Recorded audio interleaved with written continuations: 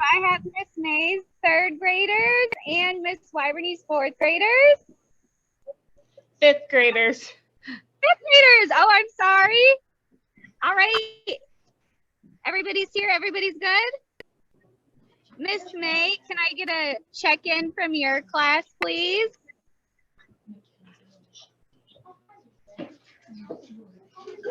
Say hi, guys. Good morning. All right, we're going to go ahead and get started then. I'm sorry if it gets a little shaky or a little fuzzy, but my name is Brittany Sanchez, and I am with Cerro Gordo County Farm Bureau. I'm out here in a cornfield with you guys. This cornfield is super special to me because my host, Miss Yost, is my mom, and this is part of her family field. So Miss Yost just grew up about a mile north of where we are. So we are southwest of North Springs harvesting some corn today. I am with Jordan Davison. Some of you might know Cade and Reagan and JJ Davison. That is their dad. So we're going to have a fun time hanging out with them today as they harvest some corn for us. Farmers are a lot like you as students, right? They have to learn about the crop that they're planting and harvesting. They're constantly working hard to make things better. Some of you during your reading workshop, you work in partnership and you work as partners, and they have to do a lot of collaborating with each other as they do their field work too. It takes a lot of teamwork and collaboration and good communication, just like it does when you do your reading or your math workshops too. So as we go through today, if you have questions, make sure that you put them in the chat or that Miss May or Miss Wyverney asks the questions for us. We're going to kind of get moving here shortly, but you're going to get to see how so you'll get to see what it looks like from inside the cab. They're going to dump on the go, which means he's still going to be harvesting corn and dumping out the stuff he's already harvested into the grain cart. So we're going to get started. I'm going to hand it over to Jordan here. As we do this, I know we're not in your classroom physically, but still be respectful and responsible learners, just like if we were in your classroom, all right?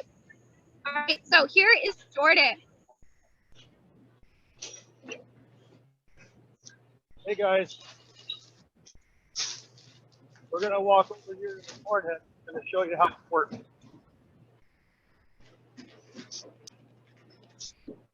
So these rows of corn here,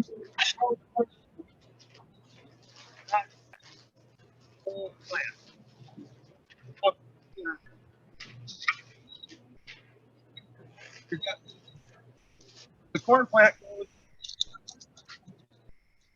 right through here, and there's some pipes in there that spin. Rips the corn plant down. As it rips it down, it'll rip it down in the ear and fall off. Canes in, take all the ears up to that auger, piece it into the center. Going in this combine are the husks and the ears. That's it. So, if you look underneath,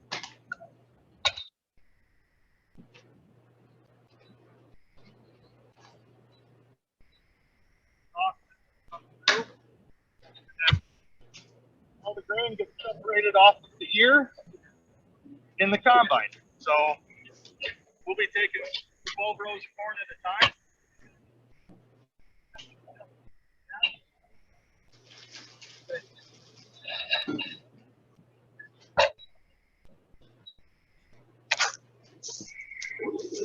All right, as we make our way up to the cab, I want you to take a second and guess how many steps we're going to have to go up to. Use your 6-inch voice and whisper it to your neighbor. How many steps do you think it's going to take us to get up into this combine?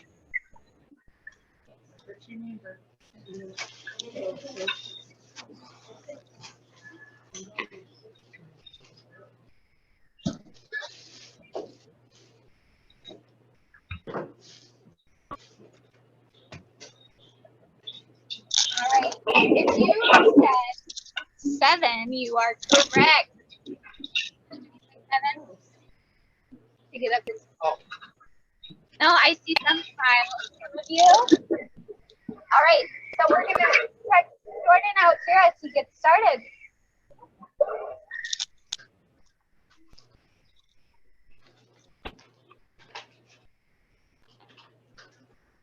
You guys got to be good at math so you can count. You count a lot of 12s. So we're taking 12 rows at a time.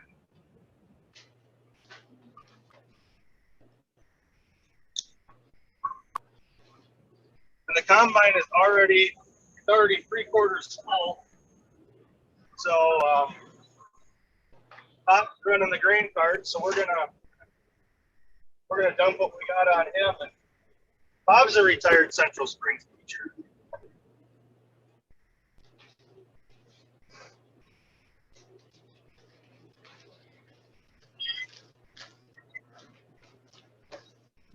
So that grain cart will hold a full semi-load. It'll be about 1,100 bushel.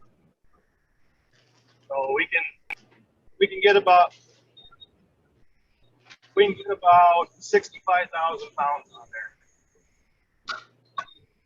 And since we're good, maybe we'll try to break a record today to see if we can get the biggest load that we've got on there.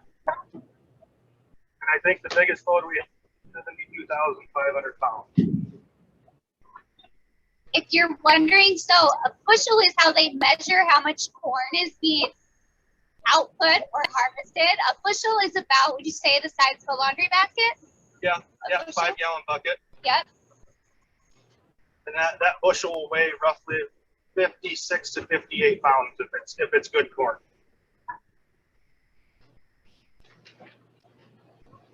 Does anybody have any questions while we're going here?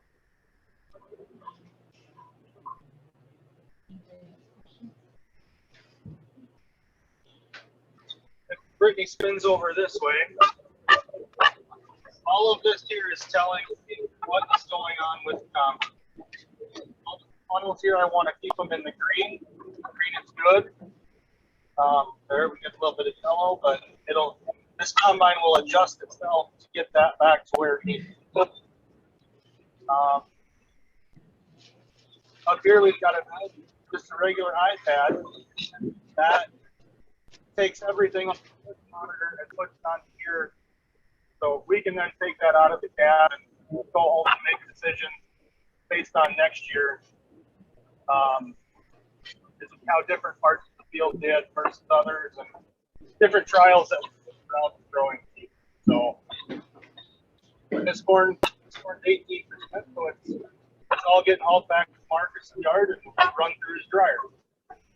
So, and now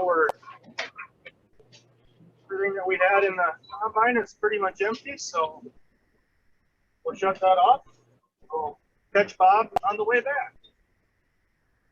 So, but if you guys notice that all the plants are getting pulled down instead of, they're not all coming into the corn head, they're getting pulled down through, and only the ears are coming into the combine. So, and this field's kind of cool because we're right along the avenue of the fence, so we get to see quite a few vehicles. So I noticed you have a steering wheel and you have this cool looking joystick. Yep. Do you drive with both of those? We don't do anything with this right now. We've got 2 feelers on one row up there that if I hit this button, those feelers will keep it between the rows, so I don't have to touch the steering wheel. Oh my goodness. And then pretty much every function that has to do with unloading grain or picking the head up and down, everything is controlled right here. So we've got some other stuff over here, but that's all preset. But like I said before, this combine will automatically adjust to the crop coming into it. So there's really, I'm essentially just a monitor. I'm monitoring everything going on with the combine, but the combine's doing everything itself.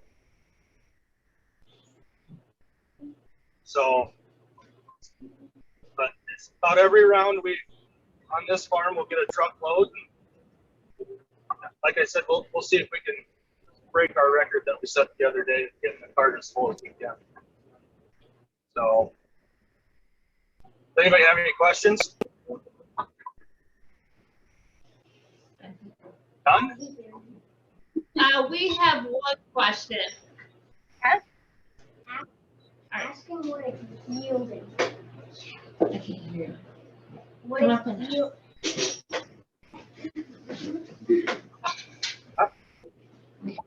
What's it yielding? Right here, it's doing about 230 to 250 bushel an acre. If you watch here, it moves up and down and lets you know. So 18%, 236 bushel right now. So Do we have a young farmer in the building that asked that question? Yes.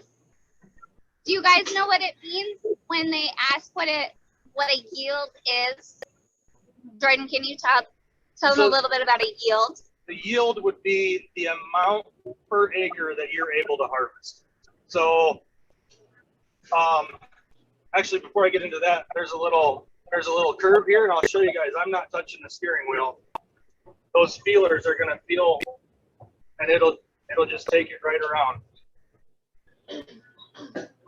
So, but a yield is it's a measurement of how much you take off of something. So, you know, we're taking corn off, and the yield would be the amount of weight and the amount of, it's essentially the amount of weight that we're taking off per acre. And I guess as farmers, that's what we kind of judge our success on, is how many bushels per acre we can take off an acre. So the more yield, the better. Some farms just don't allow you to have a great yield, and you farm those accordingly. And some farms you can really push it and crank the bushels down. So it all depends on the soil. It all depends on your fertility, and you get what you put into it a lot of times. So it takes a lot of money to grow a corn crop.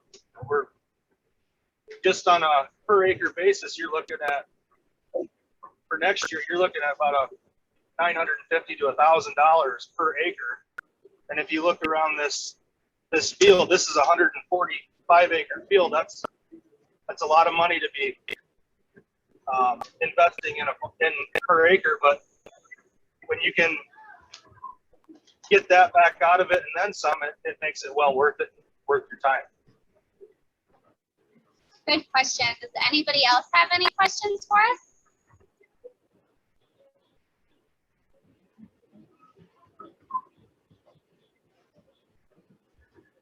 This worked out good because we've only got 24 rows left after this round. So, but, and then all these different screens here, it tells me what the coolant temperature is, engine load, hours, my fuel level, all the settings here. This we use this screen in beans for running the auto steer. This one gives you the farm total. So when we get done, we can go back to this and see exactly what everything did. And this screen here, that's everything that we want to look at pretty much all day long. So it just told me that I'm 3/4 full. So we're going to give Bob another shot of corn here. When we get up here, Mr. Axel is going to be taking the corn that we're dumping into his grain cart and putting it into the semi. Then the semi will take it to Marcus's grain site. And do you want to talk a little bit about what happens when the corn gets to the grain site? So because this corn is a little bit wetter, Marcus he's got a grain dryer at his house. So we'll dump this corn into a bin, and then an auger will take it to his dryer, and it will take it as his dryer needs it. So you want to dry this corn down to from 18, 19% down to 15. So I think Marcus can run 500 to 700 bushel an hour through his dryer. So we can only harvest for so long until that bin's full, and then we have to quit. And then we'll go to my dad's fields, and then we'll pick until his bin's full, and then we stop and we start it all over again the next day.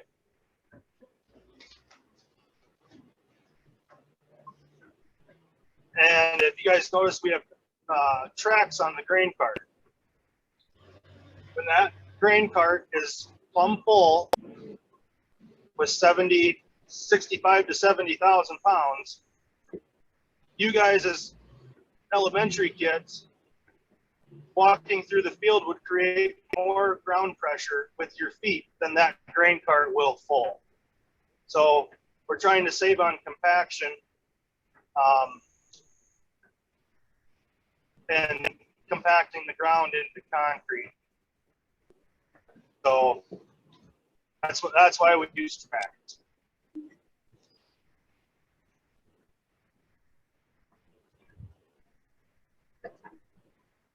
Time it is? 10 o'clock. Bob, I told these kids that we're going to try and go for a record on the cart.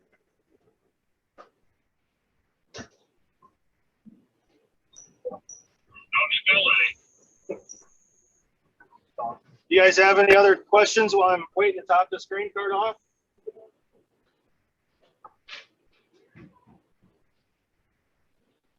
So I guess one thing, after the corn is dried, it'll go to another bin. And then when we get time during harvest or a rain day or throughout the winter and spring, that grain will then get hauled out to the ethanol plant in Mason City. And they make ethanol for you put in your vehicles. They make distiller's grain that they use to feed animals, and hand sanitizer. So there's a lot of different byproducts that are created from corn.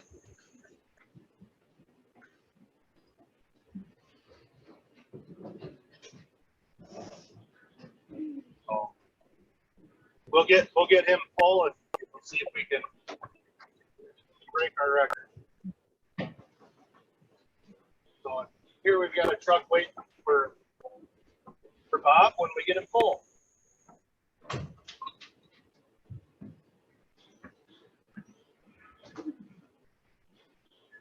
Any other questions?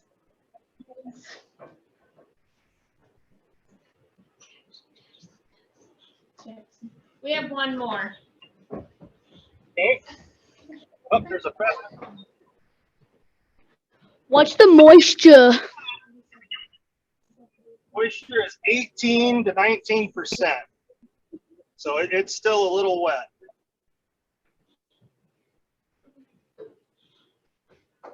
So if the corn, sometimes if the corn is too wet, they're not able to take it to the elevator.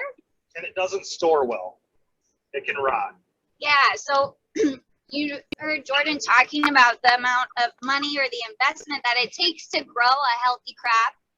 And it's just kind of like if your mom went and got some groceries and she forgot to put the milk away for like 3 hours, and it might not be good to still drink the milk because it's getting rotten. It's kind of a waste of money. So same thing with farmers and their crops. They want to make sure that they get all the use out of it that they can, which is why it's so important to keep the moisture low so that the corn or the crop isn't getting moldy and they essentially kind of wasted their time and their money to produce a good crop.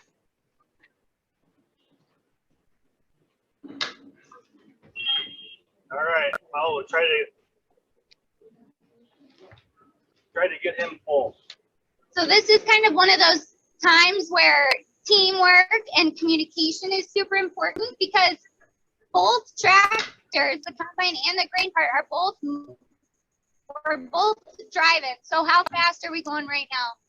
3.8 miles an hour. We're going 3.8 miles an hour, which doesn't probably seem pretty fast. But if Mr. Axel in the grain cart gets going faster than we do, we can spill corn. And again, that's kind of a big problem because it's, again, you're harvesting and all the money that you put into the corn, you can lose it if it just falls flat on the ground.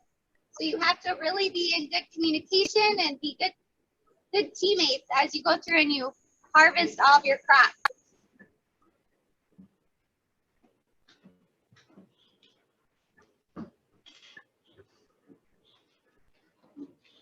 I think we might get it. This might take a little bit of time.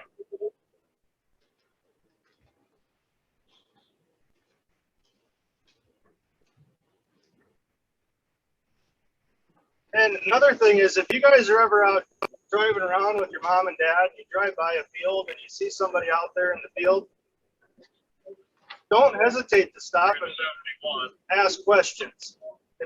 You know, we always like it when people stop and want to go for a ride, and the best way for you guys to learn is to ask questions, and yeah, don't hesitate to ask. I don't think I can get much. That's it. That's all. Pretty good.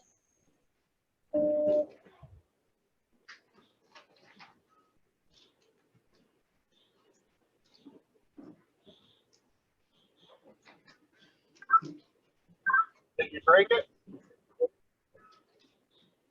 Honestly, not playing. 71,900 pounds corn. So we've been on our Zoom for maybe 15 or 20 minutes, and they just harvested 71,000 pounds of corn in 15 minutes.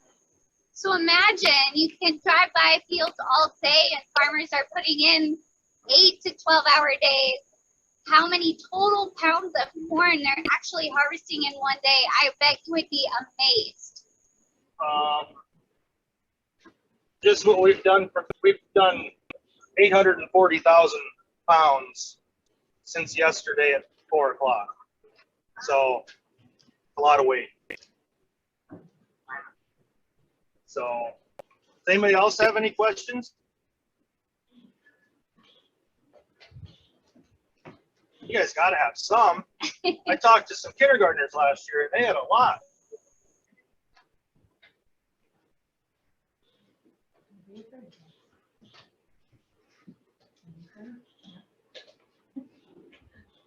So can you talk a little bit about, earlier I spoke to the fact that farmers are just like students. They're always learning.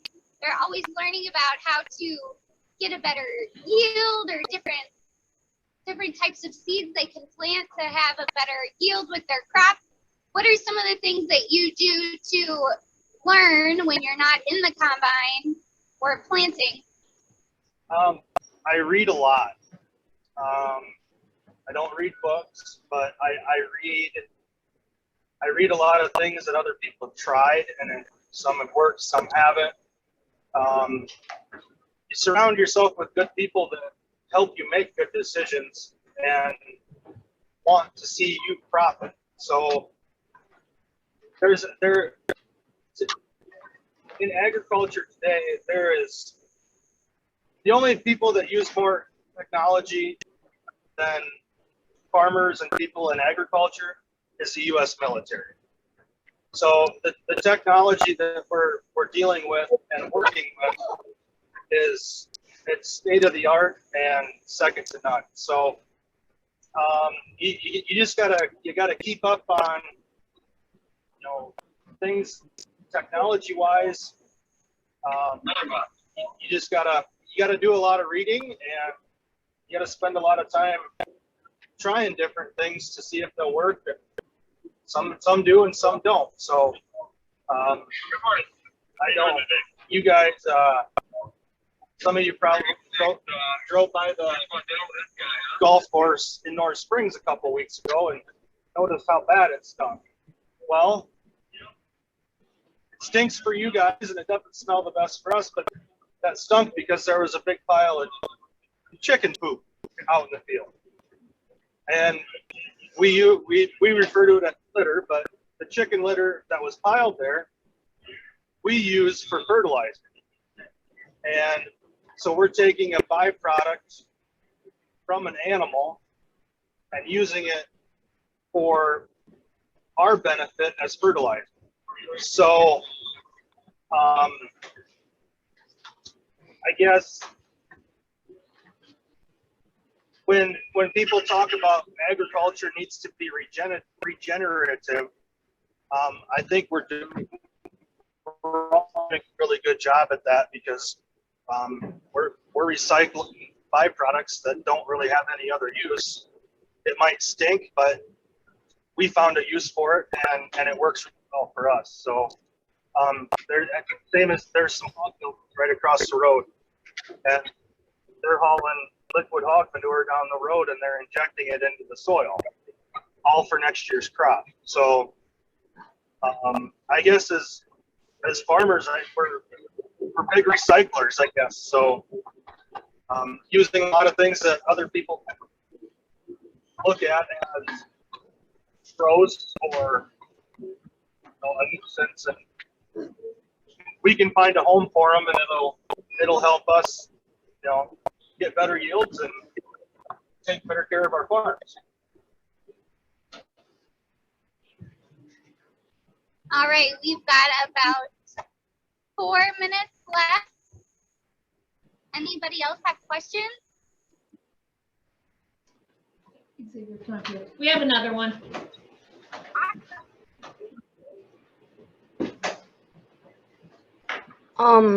How much grain do you farm average per day? So we've been doing about, just because of the way it's set up, we've been doing about 35,000 bushels a day. So 35 truckloads, 30 cart loads a day. And then we're full and we have to let the dryer catch up. And so then the next day we can do about another 35,000 bushel and we're full again. So about 35 grain cart loads or 35 semi-truck loads, about what we're doing a day. So I think the most we've done is 42,000, so 42 truckloads in a day. So like I was just talking to you guys about the hog buildings across the road. I don't know if Brittany can zoom in, but that truck driving down the road, that's full of hog manure. And they're hauling it down the road and they're spreading it out on a field, and that'll be their fertilizer for next year's crop. So these are the last 12 rows of the whole field. So after this, they'll go to another field. So again, that takes teamwork and collaboration because they have to move the semi and the combine and the grain cart. So it's a process to have to move from field to field every time you finish one. So typically they harvest their bean crop first, which gives their corn some more time to grow and dry out a little bit. So most of the fields you drive by probably only have corn in them now. So we're closing in on finishing up with harvest when you see mostly corn left in the fields. Yeah. Yep. I don't know. Maybe we'll see at the end. I don't know. There's usually a lot of, on the last 12 rows of every field, there's usually a fair amount of wildlife that pops out. So between raccoons, pheasants, rabbits, and it's kind of cool because sometimes you pay attention, you'll see an eagle or a hawk circling. They know that we're finishing up the field and they'll come down and grab their lunch. All right, we'll take one last look at the stumps on the go. And we've got about 1 more minute. We get to the end of the field and we will let you guys go. Any more questions before we go?